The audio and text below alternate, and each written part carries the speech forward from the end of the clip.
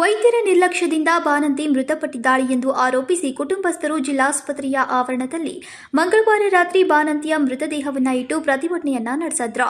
ಇದು ಒಂದು ಬೆಳಗಾವಿ ಜಿಲ್ಲಾ ಆಸ್ಪತ್ರೆ, ಗೌರ್ಮೆಂಟ್ ಆಸ್ಪತ್ರೆ.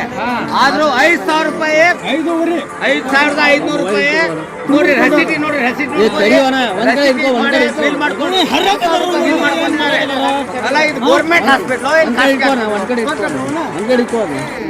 ರಾಮದುರ್ಗ ತಾಲೂಕಿನ ನಾಗನೂರು ತಾಂಡಾದ ಬಾಣಂತಿ ಕಲ್ಪನಾ ಲಮಾನಿ ಮೃತ ಮಹಿಳೆ. ಸುದ್ದಿ ತಿಳಿತಾ ಇದ್ದಂತೆಯೇ ಆಸ್ಪತ್ರೆಯ ಮುಂದೆ ಬಾಣಂತಿ ಕುಟುಂಬಸ್ಥರು ಮತ್ತು ಸಂಬಂಧಿಕರು ಹೆಚ್ಚಿನ ಸಂಖ್ಯೆಯಲ್ಲಿ ಜಮಾಯಿಸಿ ಪ್ರತಿಭಟನೆಯನ್ನ ನಡೆಸಿದ್ರು.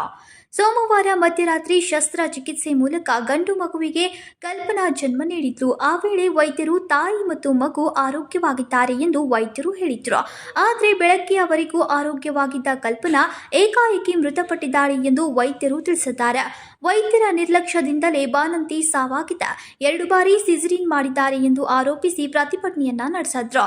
ಇನ್ನು ಹೆರಿಗೆ ವಾರ್ಡ್ಗೆ ಬೇಮ್ಸ್ ನಿರ್ದೇಶಕ ಅಶೋಕ್ ಶೆಟ್ಟಿ ಆಗಮಿಸ್ತಾ ಇದ್ದಂತೆಯೇ ಆಸ್ಪತ್ರೆಯ ಬಾಗಿಲಿನಲ್ಲಿಯೇ ಅವರನ್ನ ಕುಟುಂಬಸ್ಥರು ಗೆರಾವ್ ಹಾಕಿ ಮಗಳ ಸಾವಿಗೆ ನ್ಯಾಯ ಸಿಗಬೇಕು, ನಮಗೆ ಆದ ಪರಿಸ್ಥಿತಿ ಯಾರಿಗೂ ಸಿಗಬಾರದು ಎಂದು ಒತ್ತಾಯಿಸಿದ್ರು. ಸ್ಥಳಕ್ಕೆ ಎಪಿಎಂಸಿ ಪೊಲೀಸರು ಆಗಮಿಸಿ ಪರಿಸ್ಥಿತಿಯನ್ನ ತಿಳಿಗೊಳಿಸಿದ್ರು.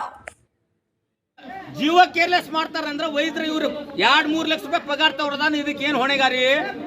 4ನೇ ಸಲ ಡಿಸಿ ಸಾಹೇಬ್ರು ಬರ್ಬೇಕು, ಡಿಸಿ ಸಾಹೇಬ್ರು ಇಲ್ಲೇ ಬರ್ಬೇಕು, ಉಸ್ತುವಾರಿ ಸಾಹೇಬ್ರು ಬರ್ಬೇಕು, ಡಿಸಿ ಸಾಹೇಬ್ರು ಬರ್ಬೇಕು, ಎಸ್ ಸಿ ಸಾಹೇಬ್ರು ಬರ್ಬೇಕು, ಎಲ್ಲಾರು